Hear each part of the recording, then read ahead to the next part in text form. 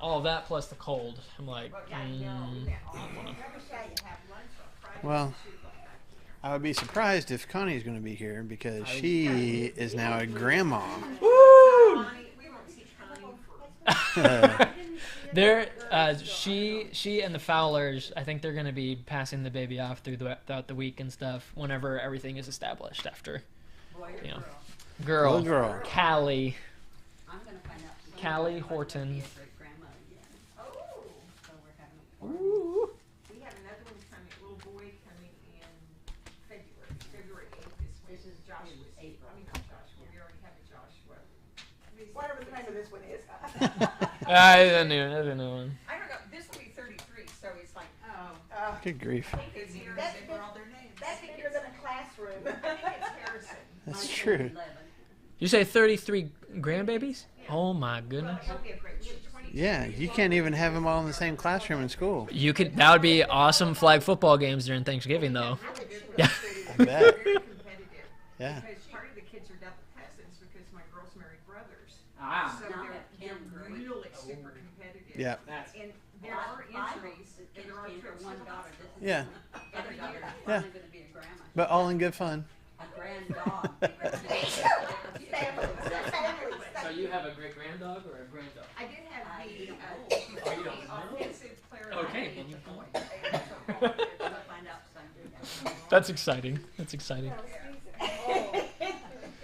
I gave you the verses on the back. Yes. Thank you. What'd you ask?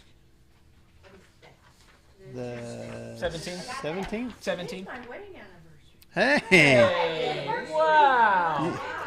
Well, congratulations. You might want to shoot a text to your husband. What did you say, Marsha? I said you might want to shoot a text to your husband. I might. Hey, babe.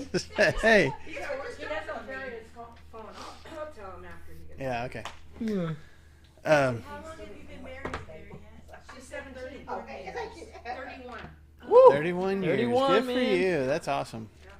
And today is National Pasta Day. Oh, man. For whatever that's worth. Very important for the Hortons baby being born. I mean, I should make it an I know there's a lot of things happening in the world, but today is National Pasta Day, so make sure Honestly. that you take the time to observe I'm very excited. accordingly.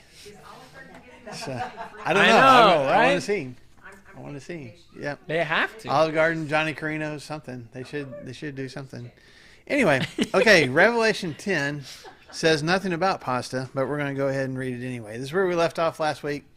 Like my transition there? Yeah, it's al thank you. dente. Yeah. It has angel hair. Oh, There's an angel that comes. and a little breadstick instead of a scroll. So Oh my gosh. when we got through chapter 9, the fifth and sixth angels had sounded their trumpets. Okay, so we are 6 trumpets down. We got 1 more to go. We're 1 woe down. WOE. We're in the middle of the second one, and we still got 1 more woe after this one. And we ended last week here in chapter 10. So we're not going to rehash everything that we did, but just to kind of remind us of where we left off. There's kind of this break in the action. We've been hearing these trumpets that are blown, and then some kind of destructive thing takes place, and then the next trumpet is blown. So that keeps happening over and over again. She's got it. She said, "I got it. got Don't it. you worry." She got it. It's not her first time. Okay, so we went through verses 1 through 4 last week, and really kind of hurried through it, at the end of class. And so we'll More pick just up there. talking about the angel. Yeah, we talked about the angel that shows up. So I want to start there this morning, and just really quickly remind ourselves what we discovered about this angel last week. So Revelation chapter 10, begin verse 1. Then I saw another mighty angel coming down, or some translations say a strong angel, coming down from heaven. He was robed in a cloud with a rainbow above his head. His face was like the sun. His legs were like fiery pillars. He was holding a little scroll, which lay open in his hand. He planted his right foot on the sea and his left foot on the land, and he gave a loud shout like the roar of a lion. And when he shouted, the voices of the 7 thunders spoke. And when the 7 thunders spoke, I was about to write, but then I heard a voice from heaven say, "Seal up what the 7 thunders have said, and do not write it down." So stop right there for a second. So we talked about this angel he's in a cloud. He's got this rainbow, fiery pillars for legs, and there's some similarities between him and like God when God is on his throne and what that looks like. And so what Brandon pointed out last week, and I thought it was very insightful, was that there's some theories that believe that this is just a different representation of Jesus. Jesus has been depicted, we saw in the first, like the first chapter, I don't know, he was in white, he had all this imagery of power around him. We've seen him as a lamb. He's the one that was holding the scroll when all the seals were broken. And so now people say this is another depiction of Jesus just as this mighty angel with these fiery legs standing in the sea and the earth and all that. The power stance, like the guitar. Yeah, man. So I think both of us agree we don't feel like this is Jesus per se, right? But what Brandon was saying last week was that this messenger, this angel from heaven, is a reflection of what is happening at the throne of God. He's been given power by God, but he also swears to God, which we'll see in the next few verses. Okay, so I'm going to pick that up in just a second. But when we ended class, the last thing I said, and I went back and said to make sure, did I say this on camera or not? And I did. So when this angel shouts, it sounds like what? This is verse 3. Yeah. What does it sound like? A lion, a roaring lion. Okay, so this is just more imagery of power. It's this incredible roar that he has. And then when he shouts, what happens next in verse 4? Verses 3 and 4, yeah. The seven thunders speak. Okay? Yep. Chapter 10, verse 3. Yeah, verse 3. Revelation 10, verse 3. So the question is, what are these seven thunders? Because John doesn't say it sounded like random voices of thunder that spoke. He didn't say a voice like thunder spoke. He's like the seven thunders, as if it's already known. Like there's an awareness of who the seven thunders are. You know what I'm saying? Because he uses a definite article in front of it. He's the seven thunder spoke. So, it'd be like in our context, hey, the elders got up and made an announcement. Yeah, but and it's not random elders, it's the elders. Right. Like we know who so that it's like is. the elders, and like we would know, okay, who the elders are in our church, but somebody else would be like, okay. What so is that? Yeah. Yep. So that's the question, and we got these seven thunders that speak. I'll just go ahead and answer the question. Nobody knows for sure. There's all sorts of different theories, and almost every commentary that I came across, and almost every anything that you can find when you Google it, everybody's like, nobody knows for sure, because there's nothing really in Scripture. There's the sounds of thunder sometimes when God's presence is there. We've already seen that so far in Revelation, but a specific number of thunders that are speaking, we haven't seen that. You don't see that anywhere else in Scripture. So we really don't know exactly for sure what it is, what these thunders are, or if it's just there's seven voices that sound like thunder. There's some people that think it's the sevenfold Spirit. We talked about that before. The presence of God, or the presence of the Holy Spirit that is speaking. Is it seven angels? We just don't know for sure. Okay, whatever it is that John heard in verse 4, what's he about to do? He's about to write it down, but then he's told what? Seal that up and don't write it. So we don't know what the seven thunders are, and we don't know what they said. And we don't know what they said. Because John heard it, but he says, hey, don't write that down. It's fine. Yeah. So, yeah. So, boom. And I'll do this real fast. Again, there's all sorts of theories. What did they say? And nobody knows for sure. And it's not uncommon. This is the part that the first few scriptures that I gave you on that sheet that I handed out, or that Brandon handed out for me. It's not uncommon. This is not the first time that someone is given a message by God and then told, don't share that. Okay. Gave you a couple of references there in Daniel, as you know, hundreds of years before John, when Daniel is having some revelations that are some of which are similar to Revelation. In Daniel 8:26, the vision of the evenings and mornings that has been given to you is true, but seal up that vision, for it concerns a distant future. Chapter 12, verse 4, you, Daniel, roll up and seal the words of the scroll until the time of the end. Many will go there and here and there to increase knowledge. Skip down a few verses to verse 9. He replied, go your way, Daniel, because the words are rolled up and sealed until the time of the end. Many will be purified, made spotless and refined, but the wicked will continue to be wicked, and none of the wicked will understand, but those who are wise will understand. So, there's some things that Daniel was given, some images that he was given. He actually wrote them down, but then he was told, okay, roll that up because we're not going to worry about that right now. We're going to worry about that later. That's for an end time, okay? And so there's even a question of like, well, he rolled it up, but now we're reading it? Or was there something else that was revealed to Daniel besides what he wrote down for us? And there's different opinions on that. Yes, ma'am. We have to die before we find out what it was. We may never know. What We may part never know of what it this? is. Yeah, quite possibly. We have to be, Hmm. but if we're not a Christian, we're never going to know. Maybe so. That's the whole. Yeah, it may be. To know what's in the scroll. Why do I want to become a Christian? I want to know what the seven thunder said. Have you read Revelation chapter 11? Yeah. But then there's another example that I gave you that Paul talks about in 2 Corinthians chapter 12, where he says that he knew a guy who was caught up to the third heaven and saw things. That's what you were talking about a couple weeks ago, right? Yeah. Mm-hmm. And saw things in verse 4, and heard inexpressible things that no one would be allowed to tell. So, what was that, Paul? I don't know, because you're not allowed to tell him. So, Well, he didn't know either because he didn't know whether he was in the spirit or. Yeah. yeah. Well, the question, see, this is for another class. Oh, But there's some people that think that was Paul describing himself, or is Paul talking actually about another person?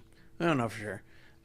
Either way, there's this picture of someone being caught up into the presence of God and getting to see things, getting to hear things, but not being allowed to express those things. Maybe it's something that God doesn't want people to know. Maybe it's something that we can't fathom.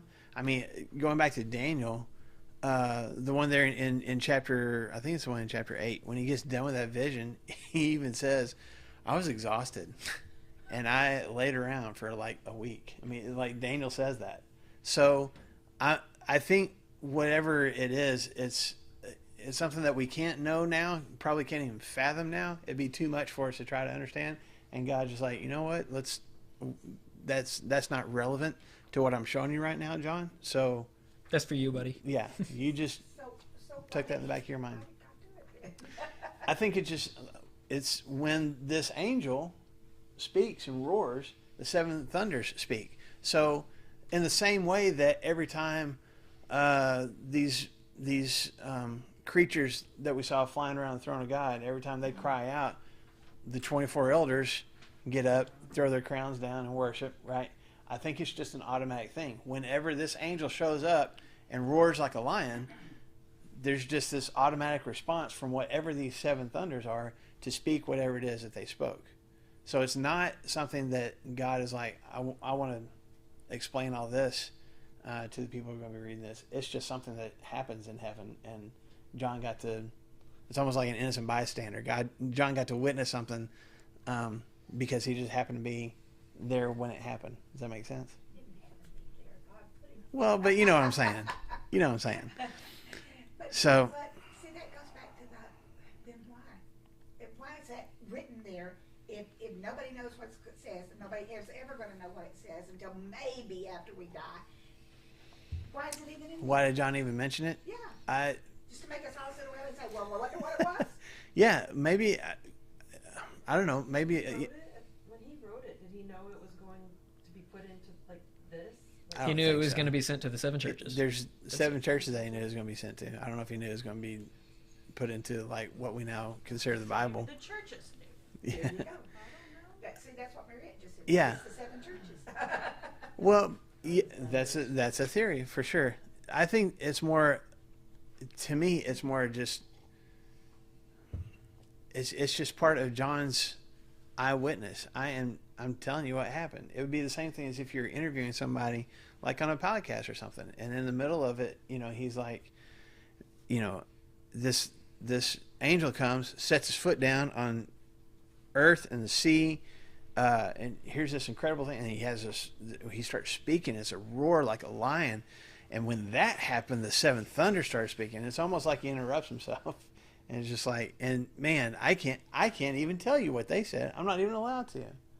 But it's just this, I think he's just kind of completing the picture of creating this vision of just something awe-inspiring, and it just goes even beyond words.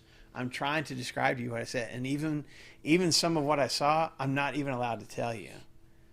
Not just because he can't, but because God's like, that's too much. But it's still in the context of, this is an amazing thing I got to experience. I think that's why it's there. Just my theory. Yeah, I think with the mysteries, it's, I've been in ministry a long time. So has Marshall.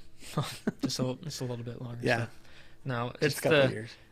in the little bit that I know about the Bible, it's like the more that I know about the Bible, the more that I know that I don't know very much about the Bible. You know what I mean? And so whenever it comes to stuff like this and to other things, that's like this is a direct realization of like, not only will you not know, but like you're just not going to. We can make lots of assumptions here, but the truth is that he says it's just for you, and it's not for anybody else. We're going to seal those things up. And so I kind of get to the like, well, you know what? Am I okay with not just this space, but other spaces in the Bible? Am I okay with the fact that God isn't obligated to share everything with me? Mm-hmm. And do I have enough faith to be like, seven thunders and it's just for John? Okay. Fine. Yeah. And it's not a rolling over and being like, well, I guess I can't understand it, so I'll just breeze past it. But there is a knowledgeable understanding with literally understanding we're not going to know, and God's not obligated to tell me, and I just got to be good with it. I think you can relate it to some of the Old Testament stories too, as if, like, Jacob wrestling with God. I mean, What does that look like? Yeah. Was it physical? Was it? I mean, because nobody's seen God, so. But he wrestled with them. Right. Yeah. Or even like Daniel in the lion's den, like. Mm-hmm. Was he in there for 10 minutes? Was he in there for 2 hours? Did they try to attack him? Did they just sit there? Right. The angels just like close the mouths and they're Yeah. good to go. But there is a part of these things that you can dive into all the details and all that stuff. But then here's the faith part of it and saying like, man, well, do I believe that story is true? Yeah. Do I believe that Jacob wrestled with God? Yeah. Do I believe that John heard the seven thunders and that he heard what they said? But then the angel said, no, don't worry about it. That's just for you, buddy. Yes. And that's okay. That's it. Which sounds like a cop-out. I don't want it to be a cop-out as much as the understanding that this is John. What does Paul say? I was caught up in this paradise, and I heard inexpressible things that nobody's permitted to tell. This could just be a moment where the angel's like, man, like it's just too much. Don't even bother writing it down because it's too much. Well, I just hear a voice that says you can't handle the truth. Yeah, you can't handle Jack the truth. Nicholson. Yeah. If it's inexpressible, how could you write it down? Right. Yeah, And and because wrap your mind around what to call. and I mean John's trying in chapter 9 with these locusts and he's trying. The horses. You're like, this and is all good, that buddy. stuff. You're trying. And then at some points he's like, buddy, don't even try. Yeah. It's fine. Yeah. Okay. Let's go with verse 5. No other questions and stuff with those first 4 verses? I'm not even allowing questions. Like No, we've 'cause got- we did talk like about we've it got in the class answers. last Yeah, week, yeah, so. yeah. Let's go with verse 5 through the end of the chapter, and then we'll kind of walk back through it. Then the angel I had seen standing on the sea and on the land raised his right hand to heaven, and he swore by him who lives forever and ever, who created the heavens and all that is in them, the earth and all that is in it, and the sea and all that is in it, and said, there will be no more delay. But in the days when the seventh angel is about to sound his trumpet, the mystery of God will be accomplished, just as he announced to his servants the prophets. And then the voice that I had heard from heaven spoke to me once more. Go take the scroll that lies open in the hand of the angel who is standing on the sea and on the land. And so I went to the angel and asked him to give me the little scroll. And he said to me, take it and eat it. It will turn your stomach sour, but in your mouth it will be as sweet as honey. And I took the little scroll from the angel's hand, and I ate it. And it tasted as sweet as honey in my mouth. But when I had eaten it, my stomach turned sour. And then I was told, you must prophesy again about many peoples, nations, languages, and kings. Okay, so we got this angel standing, this huge angel standing on the land, on the sea. And one of the things that Brandon pointed out last week that I'll remind you of again is, especially in the Old Testament, maybe in the New Testament too, but God specifically says in the Old Testament, there's something symbolic about when I set my foot here. It's not just the stance, like I am demonstrating my authority. This belongs to me. I am in charge of this. And there's even examples like when the Israelites are going into the Promised Land. God tells them both in Deuteronomy and in Joshua, wherever you set your foot, that land is going to belong to you. And so, and not because of them, but because of the God that they're serving. God, right? So it is, and then he raises his hand as he makes this oath. He raises his hand to the heavens. So it's this weird power stance. He's holding the scroll. He's raising his hand, and he's standing in these two things. But it's a symbolic way, while he is standing and connected to all three of these places, the sky, the land, and the sea, basically everything in the world around us. And if you think about it, it's kind of a connection to everything that God ever created. Go back through the story of creation in Genesis. He created the heavens and the earth. He created drew the clouds away from the waters and the waters away from the land, and all the creatures that went in all three of those things. So again, it is referencing that this angel has authority over the earth, given to him by the one who created all those things, because he swears by he promises this oath by the one who created all those things. Okay. So it's just a recognition of God's authority and God's power over our entire world. And this angel, this mighty angel, this strong angel, that is making this oath in the name of, and I think on behalf of, the one who created all those things. It is a way of saying, I am acting on the authority of the one who has the ultimate authority over the heavens and the earth. Does that make sense? Yeah. Okay. I know it makes sense to you. Does it make sense to y'all? Yeah. Brandon's got it. Makes sense to everybody else. Yes. Locked in. Okay. So what's the oath? What does he swear? What does he promise? Go back to verse 6. The end of verse 6. Thank you. Swears by him who lives forever and ever, created the heavens and earth, everything in them, earth that's in it, sea that's in it. And then he said, there will be no more delay. Okay, there will be no more delay. What does your say, Sherry? Should be time no longer. There should be time no longer. Oh. There's some other more modern translations that say there will no longer be an interval of time. Oh. Okay. Basically, all saying the same thing. Like whatever we've been waiting to happen, whatever has been, held back from happening, whatever was on the schedule, there's no more time. It's now going to happen. Okay, there will be no more delay. Now, the very next verse, what is there going to be no more delay of? What's going to happen? In the days when the seventh angel is about to sound his trumpet. So what's about to happen? Mystery of God will be accomplished. Okay, before that, yes, we're going to talk about that mystery. How many trumpets have we had so far? 6. There are a total of 7. How many have been sounded so far? 6. And we talked about last week, and we got this pause in the action again. These 6 trumpets have happened. Here's all this destruction that takes place. And now we're waiting on the 7th one. We know there's a 7th one. We're waiting on it to be blown. And the angel says, okay, we're done waiting for it. It's going to happen. Now, I don't think he's talking about just in the time between the 6th and 7th, like, the few minutes that, or I don't know, hours or days, however long it was, for John to experience this. But whatever the final remember the number 7 means completion, right?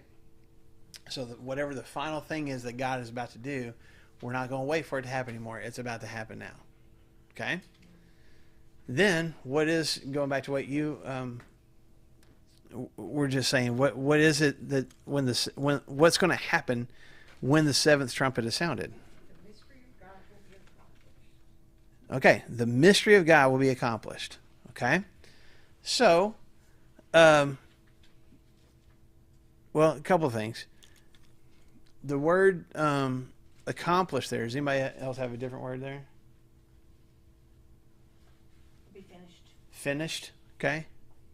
Finished, accomplished, that, and that's what that original Greek word means. Something that is brought to completion. Something that is brought to its final end. Yeah,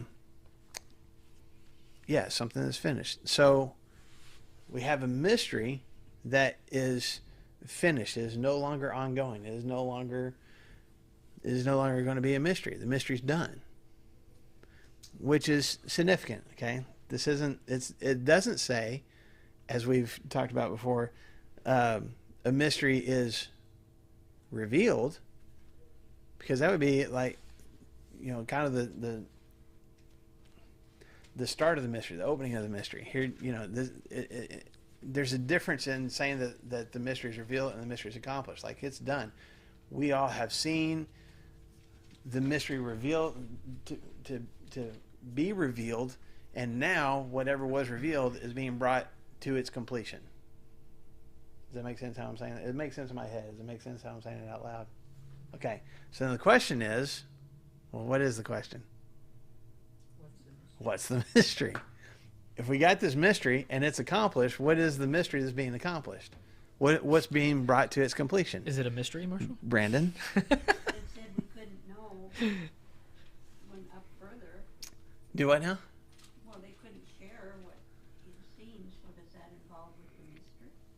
Well, I think that's something different. That's a good question. I think that's something different. I think the whole 7 thunders thing, we don't need to get too caught up on it. That's just something that John got to see and hear. I don't think it's connected to this mystery. I don't think so.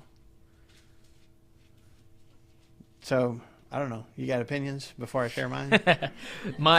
The cop-out answer is, well, this is another mystery, so let's leave it as a mystery, because...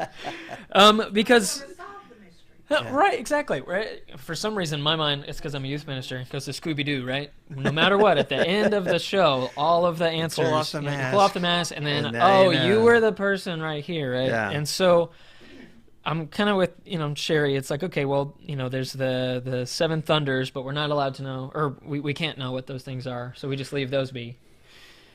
But then the angel is standing there, and he shows his authority, and he says there's not going to be any more delay. Here's what's going to happen. The mystery of God, just like he said, I'm not going to necessarily share what the mystery is, but the mystery will be accomplished. But then he says, just as he announced to his servants and the prophets. Mm-hmm. So then my mind goes to, well, if the mystery of God is going to be accomplished, just as he announced to his servants and the prophets, it's like, well, are there other places in Scripture where God, through his servants or prophets, has talked about a mystery being revealed / accomplished? And what do you think? There probably is.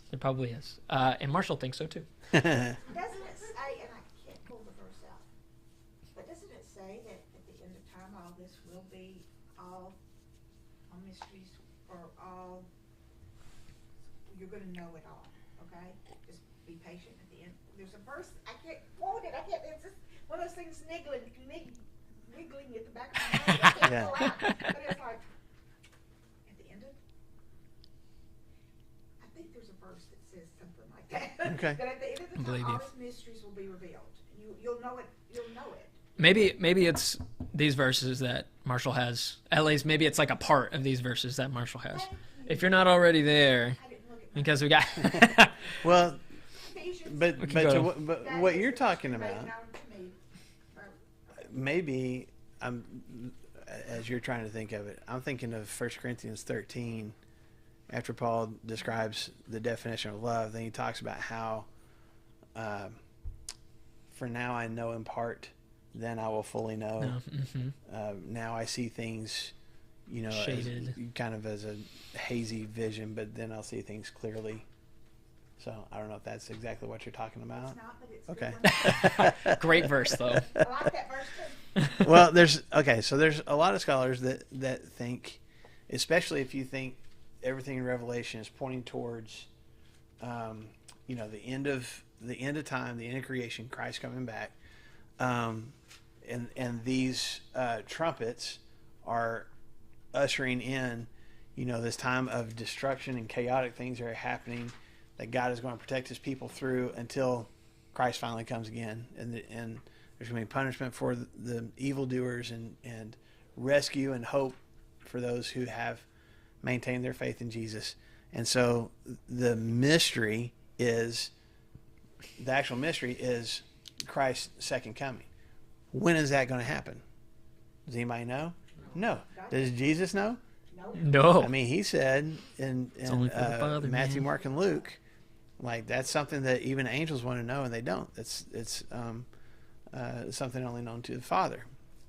So I won't go too far down that path today, but I'm saying this. So a lot of scholars look at this as just, it's the future thing. It's the seventh trumpet is going to sound, and that's going to be the final destructive thing that's taking place before Christ comes again. And when Christ comes again, now the mystery of when is He going to come back? When is He going to show up? When is everything going to pass away? And the new heavens, the new earth, and we're all going to go to heaven, and the judgment's going to take place. All that stuff that we don't know.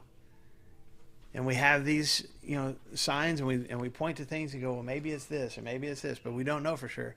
When Christ comes, the mystery, the unknowing of those things is now complete. It's done. Now we know this is the day, this is the time, this is the hour. Here He is, and it's happened. That makes sense. Okay? So I'm not dismissing that at all. That could be exactly what's being talked about. Or What did you say, 1 Corinthians 14? 13. 13. It starts around verse 8 or 9, where Paul just talks about things that he only kind of knows now, but will fully know then. Looking in the mirror. Mm-hmm. Go ahead. Just a reminder that, we're not trying to solve, we're not trying to unveil, it was this person the whole time, like at the end of Scooby-Doo. Yeah. We're trying to connect the dots, because a lot of these things, and I think we've said it from day one, that nearly all of the images and all of the language that comes up in Revelation that's just so crazy and out there are things that the Bible has already talked about. It's, the Revelation just brings things up that in the Bible have already happened. How many times? That's why it's taken us so long to get through Revelation 2, because it's like, locust, where did I hear that? Well, maybe that's from Amos, maybe that's from Joel, maybe that's from the Exodus, and all of these images that we're pulling that are right here, all clumped together, you just pull from other places in the Bible. And so this mystery right here, you could say what Marshall said of the mystery of okay, if He comes today, then we'll know. There's the unveiling of the villain. Actually, it's the unveiling of the Savior. Woo! Jesus is here. All these things are happening. Now we know the time, day, place, all that stuff. The mystery is accomplished. Or if it is just as He announced to His servants and His prophets, maybe there's other spots in Scripture that have to do with the mystery of God being revealed to His people. Right.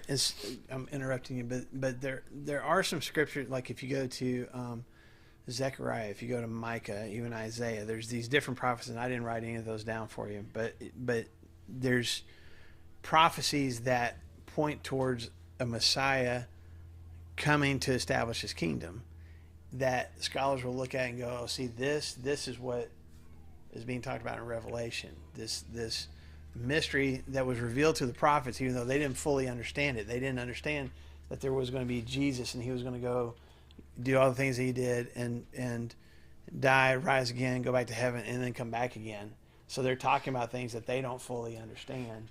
It's a mystery to them. I think whenever the different examples that I read through, different people who believe that when He says these are things that were revealed to the prophets that those different prophecies are talking about the second coming. To me, every single one of those that I looked at it is referring to Jesus' first coming and the establishment of the church and that kingdom. Which makes more sense. It fits that a whole lot better, in my opinion. So, this is why I wrote down for you the scripture from Ephesians. Paul uses the word mystery more than anybody else in the New Testament. The word that we translate here is mystery. Jesus uses it once. John uses it a couple times. Paul uses it 21 times throughout his different letters. Okay. He knew that he didn't know. Yeah, but he gives us a definition of the mystery in Ephesians chapter 3. Okay, which is what I gave you there. So Ephesians 3 verses 2 through 6. This is Paul talking. Surely you've heard about the administration of God's grace that was given to me for you. That is the mystery made known to me by revelation, as I have already written briefly. In reading this, then, you will be made able to understand my insight into the mystery of Christ, which was not made known to people in other generations. See, this is the same thing that John was saying. Yep. It's been a mystery to even these other prophets and stuff. As it has now been revealed by the Spirit to God's holy apostles and prophets. So we're not just talking Old Testament prophets. Were there prophets in the New Testament too? Mm-hmm. Everybody shake your heads. Yes, there were. Okay. There's the gift of prophecy. There were people who were allowed to prophesy even in the New Testament. Okay, verse 6. This mystery is... Yes! We are revealing the mystery. This mystery is that through the gospel, the Gentiles are heirs together with Israel, members together of one body, and sharers together in the promise in Christ Jesus. Roll credits on to the next episode. So kind of move Revelation 10 over for a second. According to Ephesians chapter 3, what was the mystery for so long? Well, the Jews thought they were the only ones. Yeah. There is God's kingdom, but even if you do read through Isaiah, Jeremiah, Micah, Zechariah, a whole bunch of these different prophets, they talk about most of them are talking about the destruction of God's people before being carried off into Babylonian captivity, and then they're going to be allowed to return, right? But even in some of those prophecies, they talk about God's going to establish his kingdom, and all nations are going to get to be a part of it. Okay? Which totally doesn't make sense to those Old Testament guys, because no, you chose us. You made a covenant, this promise to us and our people. And in fact, God, you said don't intermarry with those other people because they'll corrupt you. And you said you guys are my people. Everybody else, you guys are my people. But in all of these same places, God offers mercy whenever those people want to become God's people. Yeah. And there's an invitation that whoever wants to be a part of God's kingdom can be a part. But as this Jewish heritage people, to be known as we are God's people, for God to be like, yeah, you guys are my people, but all other people also who want to be my people can be my people too. Yeah. That would be like, okay, I don't know. And for hundreds and hundreds and hundreds of years, there was this mindset after the prophets all the way up to the time of Jesus. There was this mindset, we are God's chosen people. We are the children of Abraham. We are the nation of Israel. It's us and God and nobody else. And I mean, Jesus even said, even when Jesus in John chapter 10 talks about the sheep, he's like, I got sheep now, but I got more sheep that aren't a part of my sheep pen yet that I'm going to have to bring in. Right? There's multiple times when Jesus even alludes to the fact that it's not just going to be you guys. When the church first starts in the book of Acts, it's all still the Jewish people. Right? The only difference is now we've seen the Messiah that we thought was coming and he's here, but it's still us. Until Peter, there's even a hang up with, okay, we'll allow the Samaritans, the half-Jews in because they're kind of Jews, so we'll let them in, but they're kind of second class. Until Peter goes and baptizes Cornelius, who had nothing to do with Judaism, but yet becomes a Christian. And now, man, it all blows up. God says, hey, he's just as welcome as anybody else. God, he gives this vision to Peter and says, "Don't call anything that I made unclean, including people who you have called unclean. They now get to be a part of the kingdom." What? Okay. Which was God's plan from the beginning, but that was a mystery for so long to God's people because they couldn't fathom that God would ever pick another nation besides them. Does that make sense? That's what Paul's getting at here in Ephesians chapter 3. And he's talking to a church that is fully comprised of both Jewish Christians, Jewish Christians and Gentile Christians. And for the longest time, these Jewish Christians have not understood. It's been a mystery to them that anybody else besides them could be a part of God's kingdom. And he says, now it's been revealed, the mystery the clue has been revealed, that now everybody has the opportunity to be a part of God's kingdom. Not just those who have a Jewish background, but those who have a Gentile background as well. And they are all the new nation of Israel. They are all part of God's kingdom. Mind-blowing to people who have been raised Jewish. Which is, in our study of Galatians, that's the hardest part. It's like they are not allowed to be, you chose us. Like we circumcise ourselves, okay? Like we're set apart from these guys, and you're going to let them in too? Yeah. That was the huge difficulty. Yeah. Yes, ma'am. Okay, so in the Old Testament, Mm-hmm. it was foretold to the Jews that there was a Messiah coming, Mm-hmm. and things would change. Yes. Okay, but they didn't accept Jesus, obviously. I mean, the Jews. A lot of Some them of them, didn't. yeah. Right. Okay. Yes. So now, present day, Mm-hmm. do the Jews think they still are the chosen people? Yes. And Jewish they're people still- nowadays still believe they're chosen people, and they're still waiting for the Messiah. Mm-hmm. They still believe that he hasn't been revealed yet. Yeah. So there are Christians that think the Jews are toast. Mm-hmm. The Palestinians, they're not Jewish, are they? No, they are not. Okay. No, the Palestinians are mostly Islam, mostly Muslim. That's the hard part with everything that's going on in the Middle East right now Yeah. is the religion, politics, geographical stuff. Like that's what makes it so hard for even Christians today to be like, what is happening over there? Yeah. Because of the interlocking of all of those things, which makes it difficult. But even that, yes, man, go ahead. So they don't, I mean, it's 2023. Yeah. I mean, so they're still waiting. They're still waiting. They still think there's a Messiah yet to come. Are they still thinking it's going to be an earthly kingdom? Mm-hmm. Yeah. Everything in the Old we'll- Testament, they're still grabbing all of that. Yeah, but they don't do the sacrifices, like, and do they do all that still? There's some of the rituals that they do. They don't mostly, for the most part, Jewish people don't do the animal sacrifices anymore, and that went away really back in the first, or maybe the second century, because Roman law at that time that was still in control of everything had kind of outlawed animal sacrifices PETA. at that point, and so they had to figure out I guess they had to figure out another way to worship. So they still do some of the same, the special days and the feasts and the rituals and things. They just don't do blood sacrifices I think a couple anymore. weeks ago they celebrated the Feast of Tabernacles.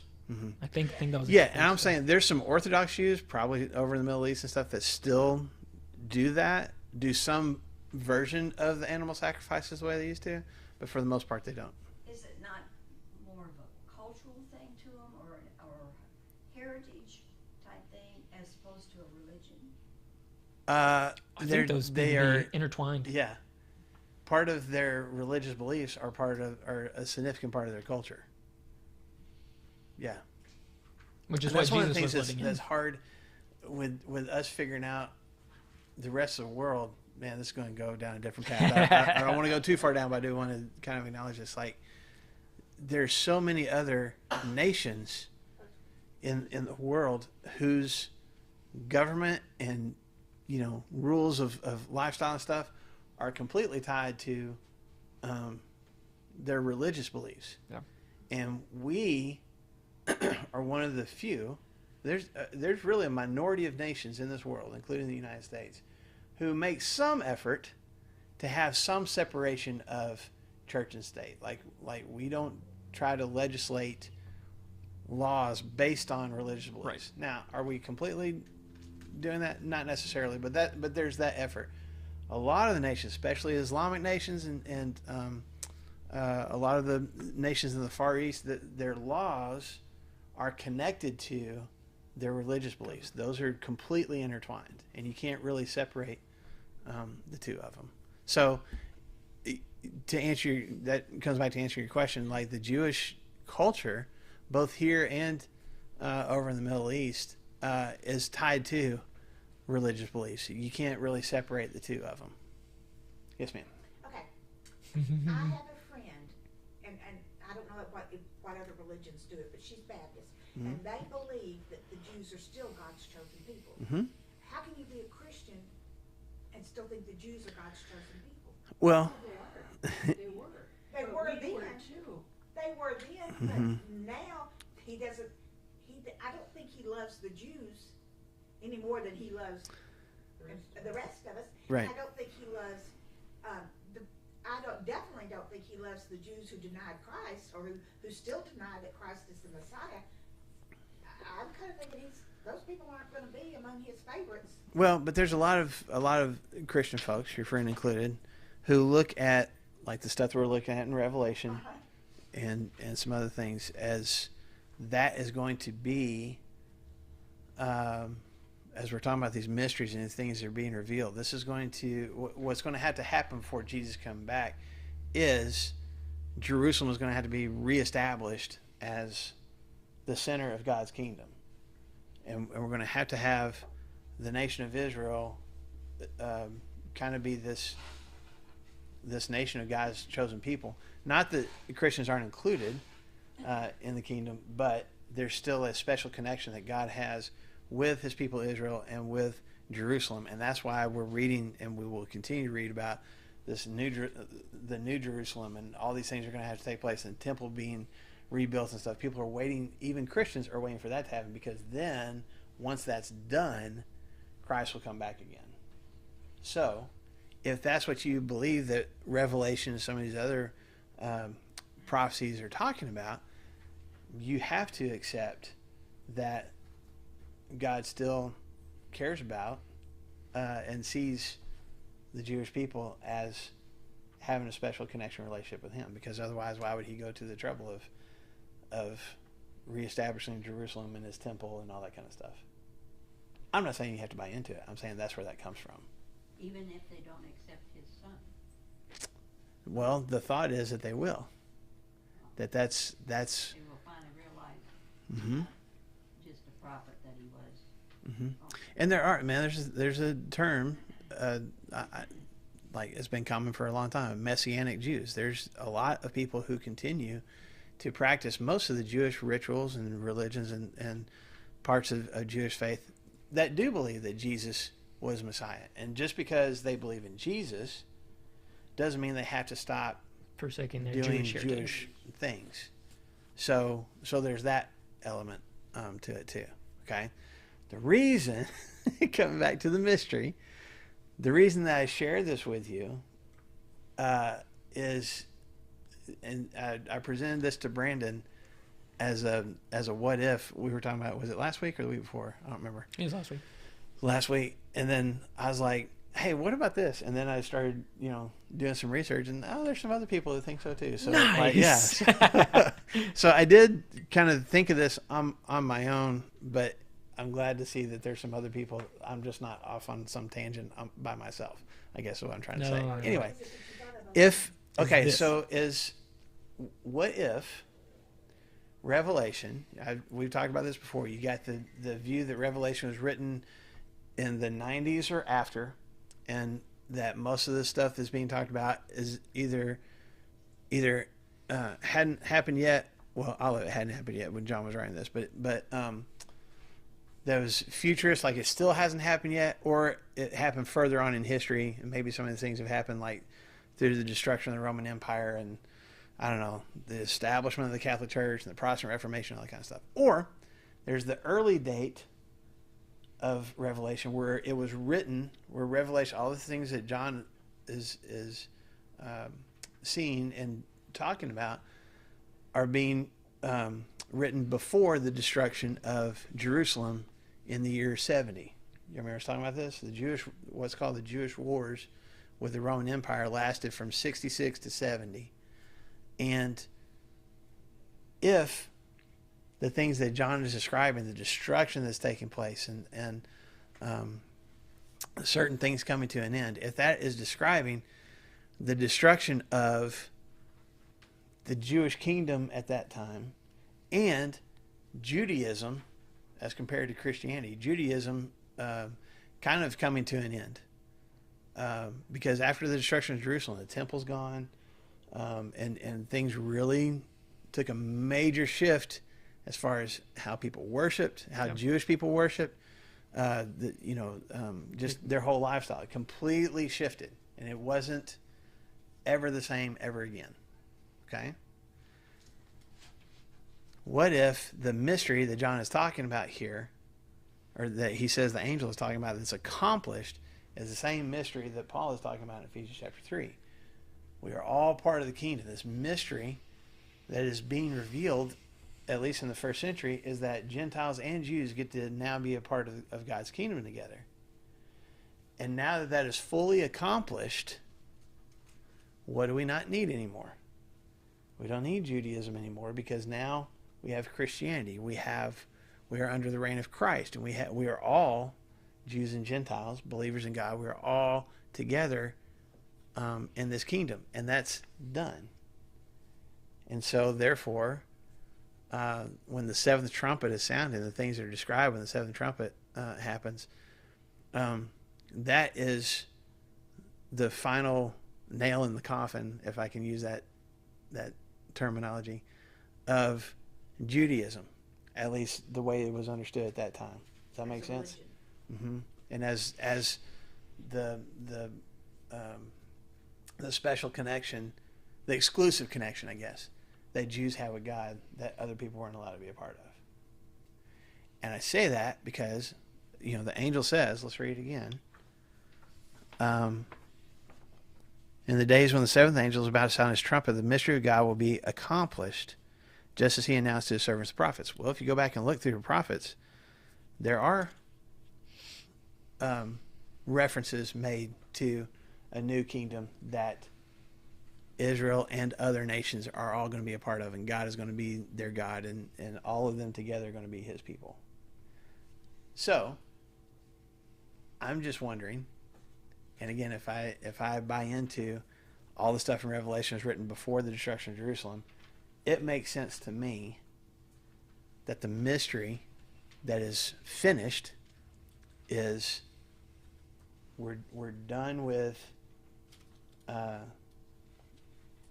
exclusively Israel being God's kingdom, and now all those who are believers in Jesus are part of God's kingdom. It's a thought.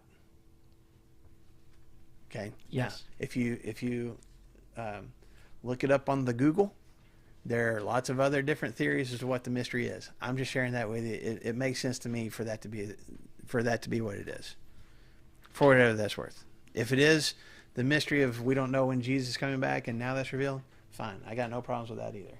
Okay. So Yeah, I don't think we'll have any qualms. Jewish people, just like there's always going to be Chinese and Japanese, the people their heritage is still there, but they're not. The Jewish people are no longer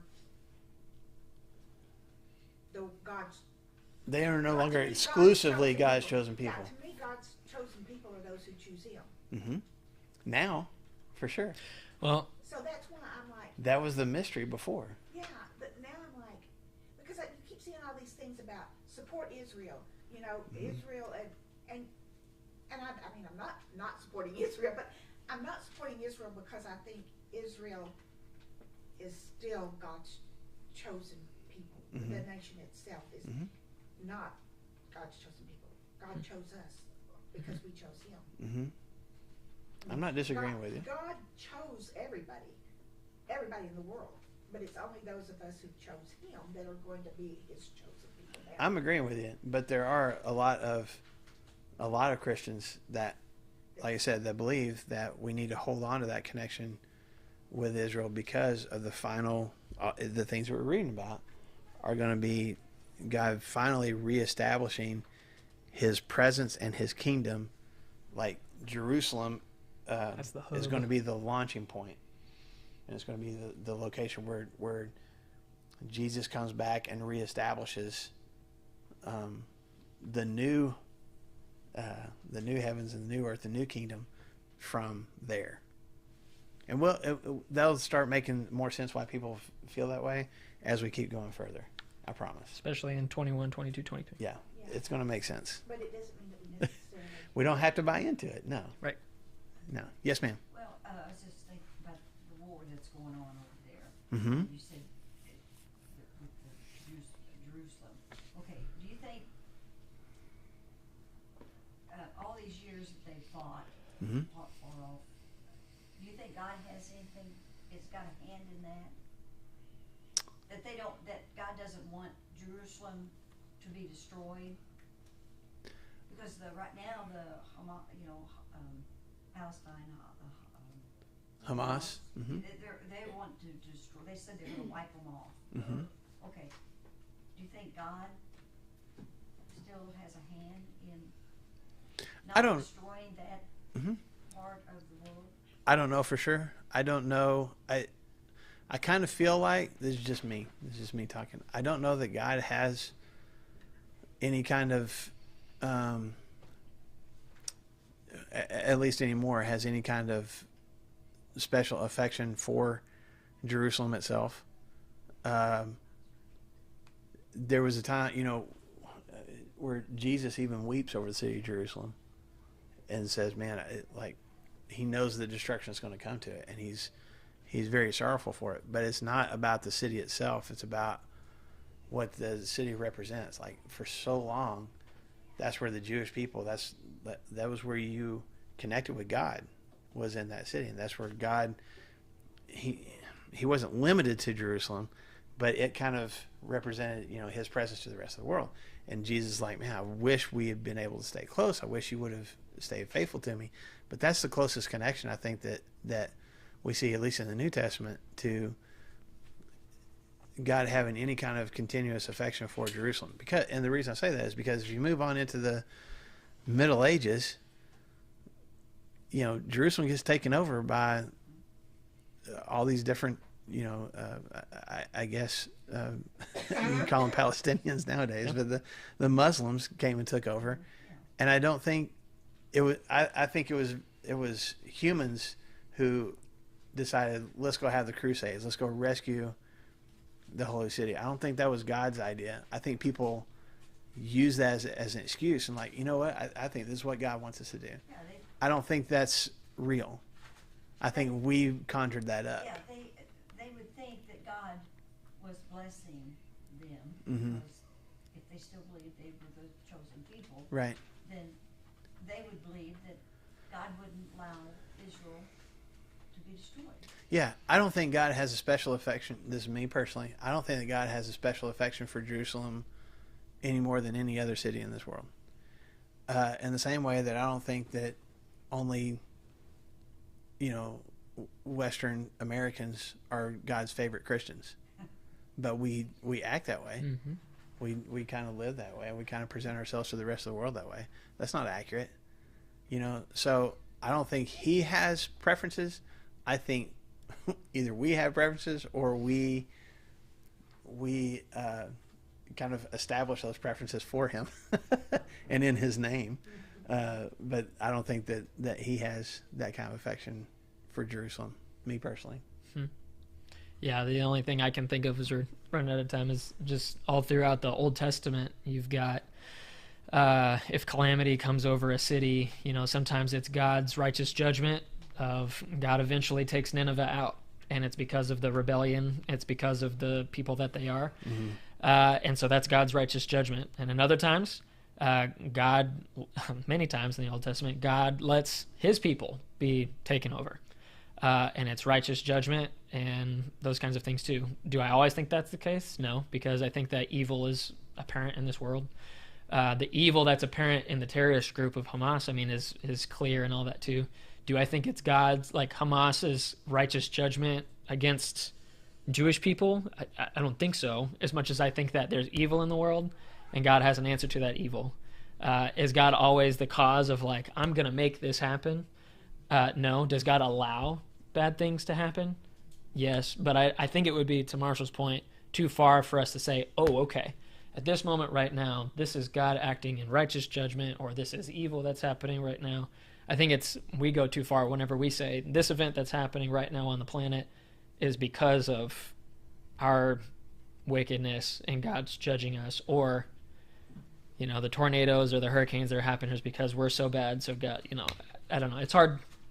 I wouldn't want to be the person that says the reason that Bentonville got blown up for some reason is because of our wickedness, or because there's, you know, I don't know. I think it's hard to say, but I do know that in the Old Testament, God allows evil to go and take place, and God also acts in righteous judgment. And so I think Both it's hard things for happen. us. Both things happen. Mm-hmm. How do we tie the Muslim into it?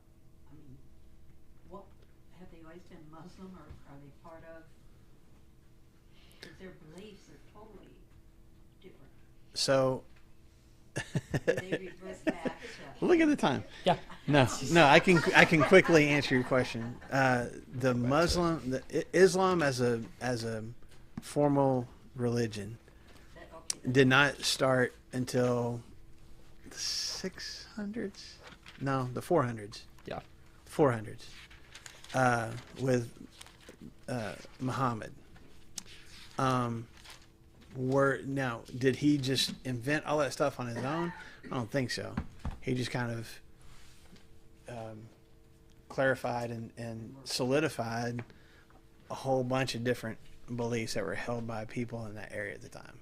So, I mean, if you go back in the history of the nations surrounding Israel, I mean, go through your Old Testament. There's idol worship. There's, you know, spirit worship. There's, I don't know, trees and stars worship. There's all sorts of different things, and so all that has just kind of worked through their history but what Muhammad did was just kind of take pieces of that, pieces of Judaism, pieces of just the dominant religious beliefs of the time, and kind of solidify it.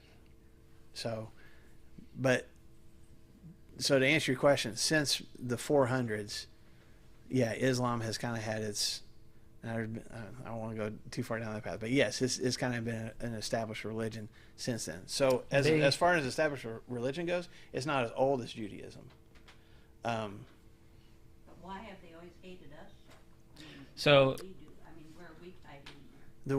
With Americans or with? With the Americans, with the Muslims. Oh, Mhm. I can't answer that, but I know with Oh. they draw their heritage all the way back to Abraham and Hagar, Yeah, who is the illegitimate right. wife, Because they and think that Hagar was, and he's. right. And so Ishmael, the son from Hagar, that they draw their entire heritage from Ishmael, where Jews drive their heritage all the way back From to Isaac. Isaac. Mhm. And so, I mean, there's just, you know, Yeah, I knew that's that. siblings and I stuff wondered too. if that was why. Yeah, as far as, man, it would take a long time to get into the whole why Americans, but I mean, most of their hatred for the West is politically based, but they attach religion to it, which we do too. But it's because we define ourselves, or at least we used to, as a Christian nation, and Christianity is in, not necessarily diametrically opposed, but in conflict with the tenets of Christianity is in conflict with the tenets of Islam. And I mean, that can go all the way back to the Crusades, when people in the name of Jesus were coming into the area that Muslims had taken over and just slaughtering people in the name of Christ. And so there's a lot of conflict there that continued over the centuries. Now you have this country, you know, between us and England and some of the others, who call ourselves Christian nations. Well, if you're Christian, your ancestors slaughtered my ancestors, and because you didn't believe what we believe, so now I have to be in conflict with you. And there's commands in the Quran that's like, listen, if you don't worship Allah, we're gonna kill you. Yeah, And the that's Quran the says to command. convert people. You need to convert people to the worship of Allah. Christianity says we need to convert people to the worship of Christ. The big difference is in the Quran, if you don't choose to follow Allah and the premises of Islam, then you should be slaughtered. You've made your bed, now you're gonna lie in it, and I'll give you the bed to lie into. Seen one? A Quran, the book of Quran. I've got one in my I've got. office. I used to have one in my office. Yeah, you can buy one in the No, bookstore. I don't want one. No, I'm saying It's not educational to know. Well, we need to know, what There's our so much that they believe, it Yeah. goes, there's people in our area, there's people. It's good to know what they You can go. what they know and what they believe and stuff, so that we can have educated conversations. But So- even Muhammad, before his death, said he didn't know the way. He hadn't found the way. His way wasn't, like Christ has said, I am the way. But Muhammad even admitted he didn't have the way. Somebody else going to say something? Yes, ma'am. About Kate and Turner's baby. Yes, ma'am. Yeah, Laura, we're will excited you for please them. Punch the live stream. Callie was born. She doesn't know. Do you know how to do the live stream? No, she The doesn't. red button. The red one? Not, Are you you know, gonna oh my tell- goodness. Never mind. No, Our focus it's not a is touch not. screen. It's Never not a mind. touchscreen. Never mind. Anyway, That's not I will say this.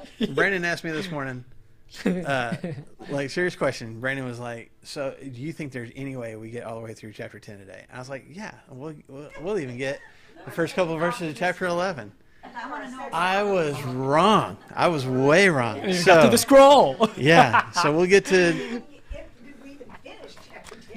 No, we got 4 more verses to go. And the verses are pretty big deal. Yeah, it's it's only an 11-verse chapter, but we're going to take 3 days to get through it. But so- everything that's happening in the Middle East is definitely worth all of our consideration as we're studying Jewish heritage and all that stuff right now too. And But what- it's what also is gonna happen. like as we're talking about, like we mentioned on Sunday about praying for what's going on in Israel. I think the biggest thing to pray for is to pray for peace.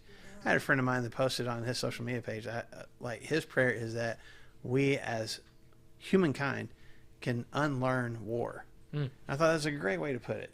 Just like this, you can see pros and cons on both sides of this, and I'm fine with our nation allying itself with Israel and all that. But the bigger thing is, let's just figure out a way to end this kind of conflict and this kind of hate, because it'll bleed over into our culture too, and we need to unlearn that stuff.